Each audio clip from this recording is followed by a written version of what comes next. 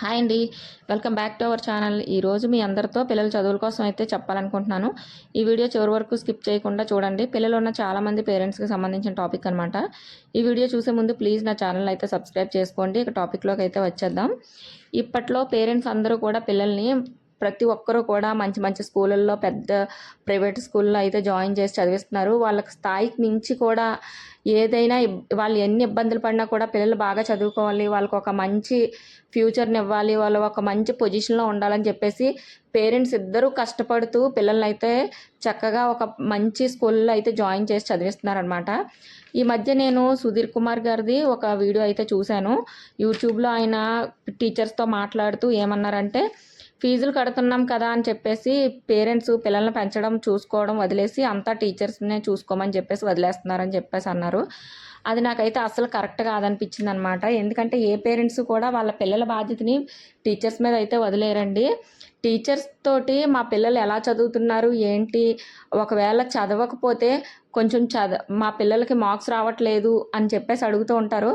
దానికి కారణం కూడా వాళ్ళేనండి. ఎందుకంటే స్కూల్లో జాయిన్ చేసే ముందు వాళ్ళు అంటే పెద్ద పెద్ద కార్పొరేట్ స్కూల్లో అయితే వాళ్ళు వచ్చి చెప్పరు, కానీ మాకు చుట్టుపక్కల ఉన్న స్కూల్లోకి అయితే కనుక స్కూల్లో జాయిన్ చేయమని అయితే టీచర్స్ వస్తూ ఉంటారనమాట. మీ పిల్లల్ని బాగా చదివిస్తాము, మేమే కేర్ తీసుకుంటాము, మా స్కూల్లో చాలా బాగా కేరింగ్ ఉంటుంది అని చెప్పేసి, ఒకవేళ పేరెంట్స్ చదువుకోకపోయినా కూడా మీకు పర్వాలేదు, ఏ ఇబ్బంది లేదు, మేము మీ పిల్లల్ని చాలా జాగ్రత్తగా చూసుకుంటాము, బాగా చదివేలా చూసుకుంటాం అని చెప్పేసి చెప్తూ ఉంటారన్నమాట. అందువల్లే వాటిని నమ్మి పేరెంట్స్ కూడా పిల్లల్ని స్కూల్లో అయితే జాయిన్ చేస్తున్నారు. ఎందుకంటే పేరెంట్స్ చదువుకోకపోయినా కూడా ప్రైవేట్ స్కూల్లో జాయిన్ చేస్తే వాళ్ళ టీచర్సే వాళ్ళని చదివించడం, వాళ్ళ చదువుకు సంబంధించిన ప్రతిదీ చూసుకోవడం జరుగుతుందని చెప్పేసి. అందువల్ల ఏంటంటే చదవకపోతే ఖచ్చితంగా వెళ్ళి టీచర్స్ని అయితే అడుగుతూ ఉంటారు కదా పేరెంట్స్. ఎందుకంటే అంత కష్టపడి రాత్రి వాళ్ళు కష్టపడుతూ ఉంటారు, కొంతమంది నైట్ డ్యూటీస్ చేస్తూ ఉంటారు. ఎంత కష్టపడి పిల్లల్ని చదివిస్తున్నారంటే వాళ్ళు బాగా చదువుకోవాలని ప్రతి పేరెంట్ అనుకుంటూ ఉంటారు కదా. అందువల్ల ఖచ్చితంగా అయితే అడుగుతూ ఉంటారు. అంతేకాని మార్నింగ్ లేచిన వెంటనే బ్రేక్ఫాస్ట్ అలాగే లంచ్ ప్రిపేర్ చేయకుండా స్కూల్కి పంపించేసి మా పిల్లలకి మేము లంచ్ ప్రిపేర్ చేయలేదు, కొంచెం మీరే లంచ్ తెచ్చేసేయండి మా పిల్లలకి అని చెప్పేసి వాళ్ళకి చెప్పట్లేదు. అలాగే ఈవినింగ్ టైంలో కూడా ఒకవేళ వీళ్ళు ఎక్కడికైనా వర్క్ ఉండి బయటకు వెళ్ళాల్సి వచ్చినా సరే, వెళ్ళాల్సి వచ్చినప్పుడు మేము బయటకు వెళ్ళాము, మా పిల్లల్ని చూసుకోవడానికి అవ్వదు, మీ దగ్గరే కాసేపు ఉంచండి పిల్లల్ని, మేము వచ్చాక తీసుకెళ్తామని చెప్పేసి వాళ్ళకి అప్పచెప్పట్లేదు. అలానే ఒకవేళ పిల్లలకి హెల్త్ బాగాలేనప్పుడు మాకు ఆఫీసులు ఉన్నాయి, మాకు పనులు ఉన్నాయి, మేము మా పిల్లల్ని హాస్పిటల్కి తీసుకెళ్ళడానికి అవ్వట్లేదు, మీరే మా పిల్లల్ని హాస్పిటల్కి తీసుకెళ్ళి చూపించండి అనేసి చెప్పట్లేదు. ఏ విషయంలోనూ కూడా పిల్లల బాధ్యతని టీచర్స్ మీద ఎవ్వరు కూడా పెట్టరండి. కేవలం చదువు విషయంలోనే పిల్లల్ని అడుగుతూ ఉంటారనమాట. అదే టీచర్స్ని అడుగుతూ ఉంటారు పిల్లల గురించి.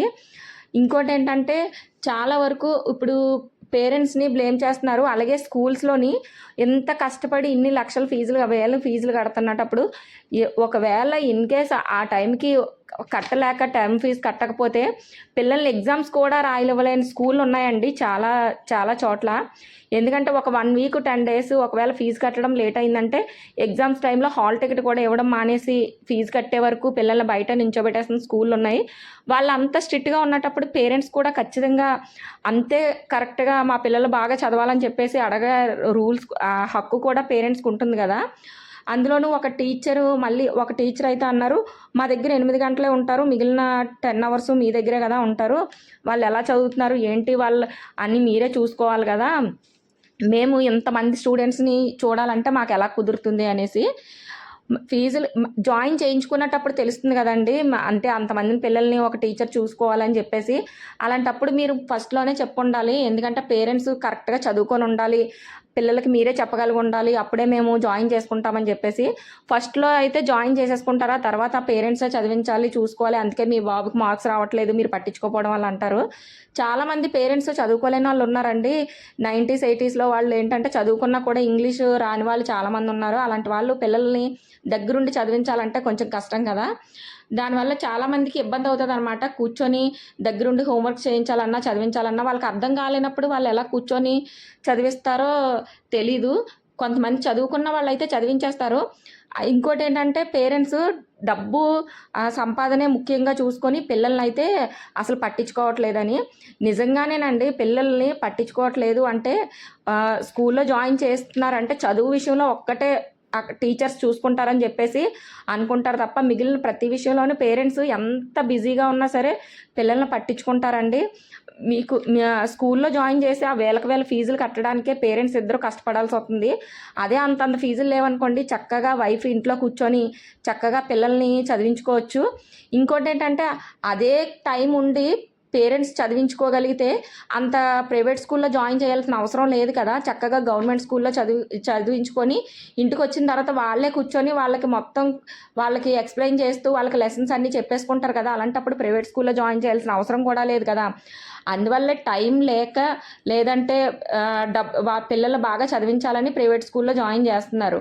అలాంటప్పుడు పేరెంట్స్ టైం చూసుకొని పిల్లల్ని చూసుకోవాలి, వాళ్ళే దగ్గర ఉండి చదివించాలంటే అప్పుడు వేలకు వేలు ఫీజులు కట్టాలంటే కష్టమవుతుంది కదా పేరెంట్స్కి. చాలామంది పిల్లల్ని సరిగ్గా పట్టించుకోవట్లేదు, సరిగ్గా చూడట్లేదు అంటారు. వాళ్ళు ఎంత కష్టపడుతున్నారో పేరెంట్స్, టీచర్స్గా మీరు కూడా పేరెంట్స్ అయ్యి ఉంటారు కదా. ఒక్కసారి మీరు కూడా ఆలోచించండి. మార్నింగ్ లేచిన దగ్గర నుంచి పిల్లల్ని లేపి రెడీ చేసి వాళ్ళకి లంచ్ బాక్సులు ప్రిపేర్ చేసి పంపించి మళ్ళీ పనులు చేసుకొని మళ్ళీ వాళ్ళు పని చేసుకోవడానికి వెళ్ళిపోయి మళ్ళీ ఈవినింగ్ వచ్చి మళ్ళీ పిల్లల గురించి వచ్చిన తర్వాత వాళ్ళకి ఏం చేయాలి ఏంటని చూసుకొని మళ్ళీ వాళ్ళని చదివించి ఇంట్లో పనులు చేసుకొని ఇదంతా ఎంత స్ట్రెస్ ఉంటుంది పేరెంట్స్ మీద. అయినా కూడా పిల్లల్ని చాలా కేర్గా చూసుకొని వాళ్ళకి కావాల్సినవి అన్నీ చూసుకుంటూ ఉంటారు. ఎంత కష్టపడి వాళ్ళు ఒక మంచి పొజిషన్లో ఉండాలని చెప్పేసి. టీచర్స్కి కేవలం స్కూల్లో ఫీజులు కడుతున్నారు కాబట్టేనండి, నిజంగా ఫీజులు కడుతున్నారు కాబట్టే పేరెంట్స్ అడుగుతూ ఉంటారు. మా పిల్లలు సరిగ్గా చదవట్లేదనో లేకపోతే మీరు సరిగ్గా చెప్పట్లేదనో అడుగుతూ ఉంటారు. ఆ రైట్స్ ఖచ్చితంగా పేరెంట్స్కి అయితే ఉంటుంది. లేదంటే ముందులోనే మీరు చెప్పాలన్నమాట, మేము ఫీజులు కట్టించుకుంటాము, చదివినా చదవకపోయినా మీ బాబు మాకు సంబంధం లేదు, మీరే చూసుకోవాలి, వాళ్ళు సరిగ్గా చదువుతున్నారా లేదన్నది మాకు సంబంధం లేదని చెప్పుకోవాలన్నమాట. నాకైతే ఇవైతే చాలా బాధ అనిపించింది. మీకు కూడా ఇది కరెక్ట్ కాదు అనిపిస్తే కనుక కామెంట్ చేయండి. ఒకవేళ నేను ఏదైనా తప్పుగా మాట్లాడి ఉంటే నన్ను క్షమించండి. ఈ వీడియో నచ్చితే please like and share and subscribe. నేను తప్పుగా